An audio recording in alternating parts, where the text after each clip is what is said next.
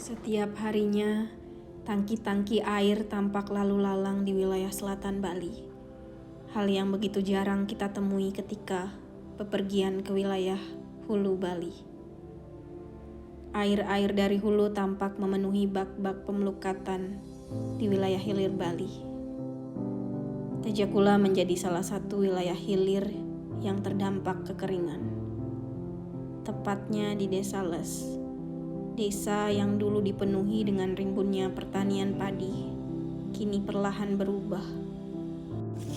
Kalau kencang, kalau tidak kencang, kayak ya tahun-tahun kemarin, mungkin tidak nyampe.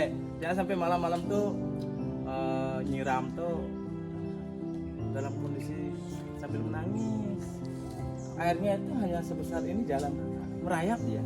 Kalau waktu tahun 80 kan waktu kakek yang itu 87 sampai 92 itu masih kenceng nih airnya.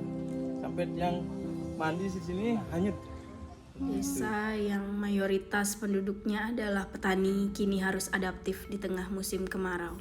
Ya, kalau dari pandangan saya, debit air itu bisa berkurang. Yang pertama, pengaruh alam itu sendiri, faktor di atas, kerimbunan hutan juga itu sangat berpengaruh. Kemudian tidak kalah pentingnya juga oknum-oknum yang mau seenaknya mengambil air begitu.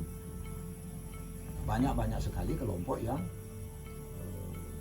punya modal mengambil air secara ilegal. Itu juga pengaruh. Tapi yang sangat berpengaruh adalah kerimbunan hutan itu sendiri. Wilayah Batur menjadi wilayah hulu Bali yang rimbun, hijau, dan tampak mempesona. Batur menjadi penyangga cadangan air yang mengalir lewat aliran air bawah tanah yang kemudian mengalirkannya jauh ke hilir. Namun kini wajah hijaunya tampak berbeda, dihiasi beton-beton keras pembangunan di mana-mana. Terkait dengan kata hubungan relasi air dengan masyarakat itu kan, ketika musyawarah dasar mungkin dilihat Batur itu selalu adat ya, seorang sembahyang dan sebagainya. Itu sesungguhnya adalah relasi antara air, relasi air antara masyarakat di hulu dan di hilir. Mungkin dalam bahasa kekinian kita bisa anggap sebagai solidaritas air Bali gitu. Kalau pemerintah baru beberapa tahun ini menyatakan ada konsep One Island One Management, kita udah dari dulu kan. Jadi bagaimana masyarakat di hulu menjaga kawasannya dan kemudian disokong oleh masyarakat di hilir. Masyarakat hilir inilah yang kemudian ketika musyawarah dasar memberikan sewini.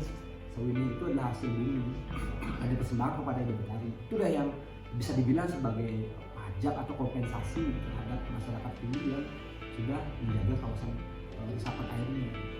Dan ketika misalnya terjadi persoalan-persoalan air itu secara tradisi, yang dikomplain bukan pemerintah, kalau konteks Bali itu jauh gede gitu.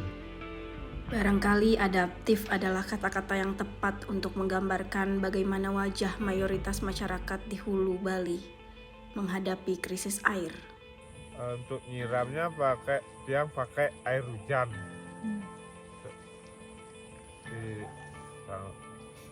Air hujan nanti yang tampung dulu di bak, udah itu udah dipakai nyiram. Untuk air hujannya, Ya. untuk air hujannya ini dah air hujannya.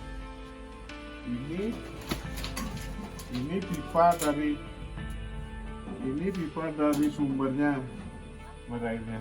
Yang dari bawah nih? Ya dari bawah. Berarti airnya dari ceracapnya nih King ditampung di bak, di jeting. Air akan tetap menjadi sumber daya yang vital untuk menyirami kekeringan, memenuhi kebutuhan-kebutuhan spiritual, bahkan memenuhi kebutuhan-kebutuhan primer masyarakat Bali ke depannya. Masih sanggupkah kita bertahan?